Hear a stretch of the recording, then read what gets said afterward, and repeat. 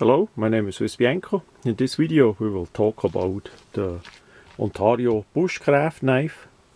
This is a factory second, so there is no box, no sheet, no fire starter like with the original not factory second version. It only comes in a paper cardboard sleeve here, and on the other side we have some more information.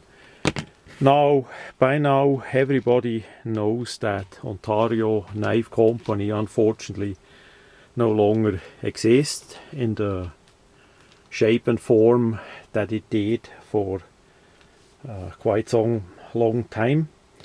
I did see Ontario knives from the start, as I did travel from Switzerland to USA to the blade show. They always did exhibit. The last 2 years unfortunately not, so the booth there was occupied by other companies, and that I did not know exactly what is the matter, because they did always exhibit there, but again, for the last 2 years not, so we could not see more of the details. The company is now gone. They were 134 years in the business, and they had 56 workers at the end in the New York State. The brand name, of course, gonna exist further, quite likely with Made in China. It's gonna be quite likely like in a similar way like by Schrade back then, as they closed Schrade USA. Another sad story unfortunately, but it is how it is. So coming back to the knife, this is a factory second. From time to time they did sell factory second knives, and with that bushcraft version here, they made those in different steel blades. Some had 5160 carbon steel and some had 420 stainless steel. I saw a brown tan color Cordura or nylon sheet. Apparently that one was made in USA, really good quality. And then the later, or the last production runs, they used a black color sheet. It did look pretty much the same except of the color. It has a bigger pocket in front, so that even a smaller Leatherman would fit. The knife would come with a sheet and with a simple fire starter, the usual ferro rod with a metal that you can make sparks with it. So with the factory second items, apparently that is not the case. Here a warning: if you see that online for sale, it could be that it is listed like this one actually, with sheet, with fire steel, and then as it arrives you basically just get the knife like it is in front of the camera. So this knife, without the sheet we can't use it, and since the company is gone, we quite likely would have a hard time getting a original sheet, so it's going to be a return tomorrow unfortunately. So I want to still quick make the video of that knife. I don't know yet if I'm going to get me not factory second, regular version with the sheet.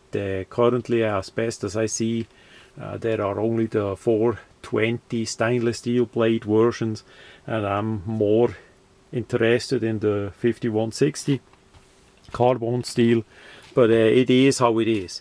So as we look at the knife, we see here a bit rust or corrosion or whatever it is. We have no marking. The knife would be laser engraved or etched on both sides. There is no marking. We do not know if this is a carbon steel or a stainless steel blade. There is no information there's no telling about it, and I'm not gonna do anything on it since that gonna go back for a full refund. We have the typical, I would say, kitchen knife, regular knife design with the full tang blade and bolted on scales. In this case we have just 6 screws with a metal boozing kind of type that is threaded in the middle to connect it. Simple affair. The screws are nothing special. They're holding the wooden grips.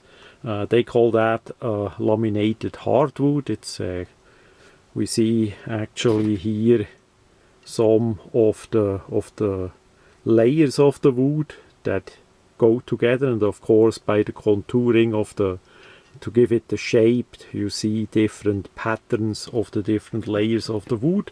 So it's basically like a paca wood or a diamond wood. There is different names and brand names that sell such a stuff. It's basically a dyed hardwood laminated process that you end up with such a material. Looks really nice. I like it. That is not the problem there. It's nicely contoured, rounded off. Fits good in the hand.